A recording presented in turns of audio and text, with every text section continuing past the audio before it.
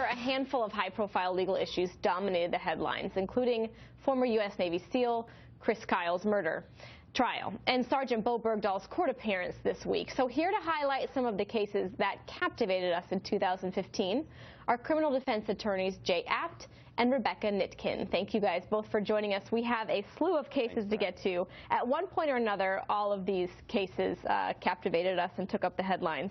I want to start, and I want to get you, Rebecca, to start us with March 14th. We heard real estate heir Robert Durst arrested on a murder warrant for the killing of Susan Berman 15 years ago. Right. Was this surprising to you? It's surprising that it took so long, and you want to know about what we have learned. Do not do a documentary series on television when you possibly are a suspect in 3 murders. Not 1, not 2, but 3. 3 dead bodies, 3 decades, 3 murders, and he already stood trial for murder once, admitted that he killed his neighbor and chopped the neighbor up, but he was acquitted on self-defense. Jay, what surprised you about this?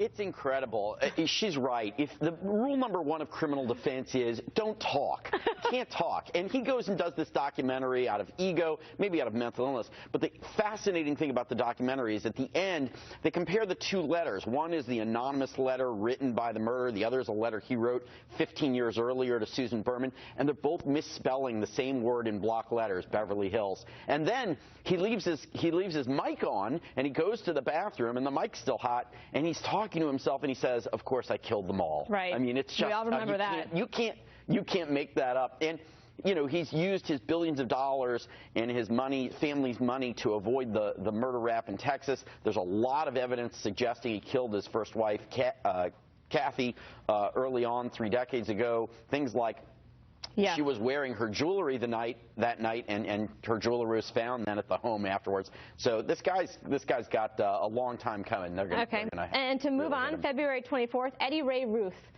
charged with killing former U.S. Navy SEAL Chris Kyle. Very emotional. What did we learn from that, Rebecca?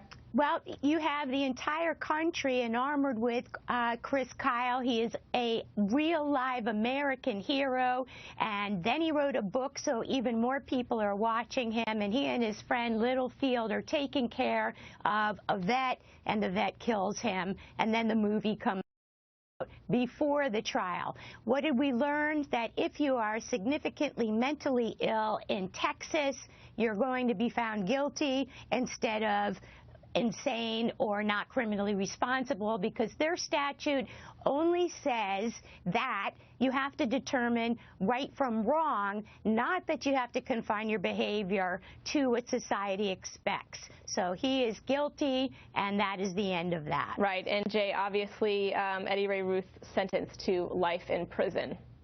Yeah, you know, Rebecca's right. Less than 5% of all insanity defenses nationwide are effective and ultimately get a not guilty by reason of insanity. It's not a very good defense to try and raise, but it's a Hail Mary when you have really nothing else. This gentleman had been institutionalized a couple times before for threatening to kill himself and others. He has been fairly violent since he's been in custody. He's gotten in a lot of fights in the jail, had been tasered, put in solitary confinement. So there's a long history here of this man's mental health issues, but it's not enough because the standard is very high in this country in order to prove insanity. Right. Another case that certainly captivated the nation, all facets of it. On April 8th, the jury finds Dzhokhar Tsarnaev guilty of all 30 charges against him for the Boston Marathon bombing. Jay, surprised by this ruling? You know, no. I mean, this is a horrible terroristic act. I know one of the attorneys who represented Tsarnaev personally. He had the best attorneys in the country. These are phenomenally trained, brilliant lawyers, Judy Clark and Bill Fick.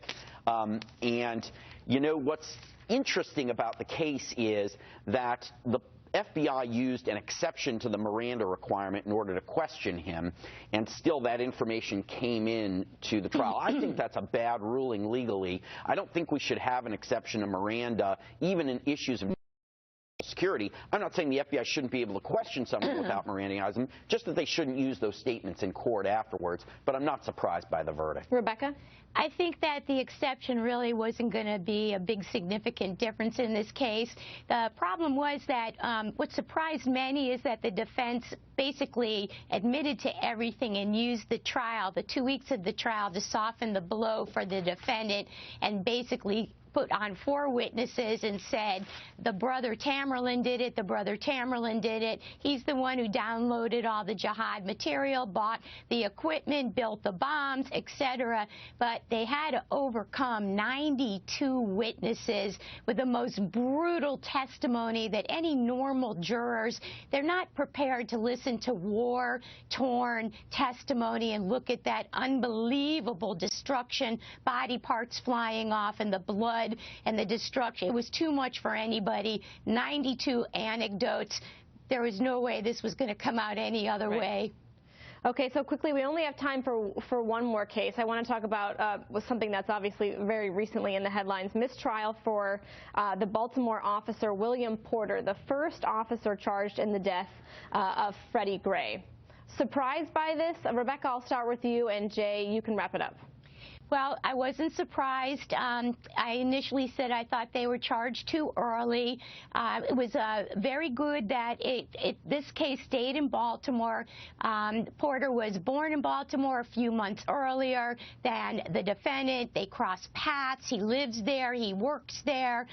He was tried by jurors of his peers that, you know, they listened. They spent 3 days. They determined that it was a mistrial. But the most important part about this is what's going to happen with the prosecution, because they needed his testimony against Goodson. And the second part I think that's important is that he was being tried for what he did not do rather than what he did do. And the jurors had a hard time saying a reasonable person in his shoes at the 4th stop might have done the same thing. So I wasn't surprised. Okay, Jay, we only have about 10 seconds. Do you have the final word? You know, I'm not surprised, because the problem here is Marilyn Mosby, a very inexperienced prosecutor. She puts up the weakest case first. She's got a lot of cases to try. Put up your strongest case first, or use a guy like Porter and flip him. Get him to plea in exchange for testifying against Goodson. That would have been the correct strategy, and she botched it. Yeah, maybe it would have played out differently. Jay Apt, thank you so much. Rebecca Nitkin, I appreciate you both for being here. Very interesting year. Thank you. Happy holidays.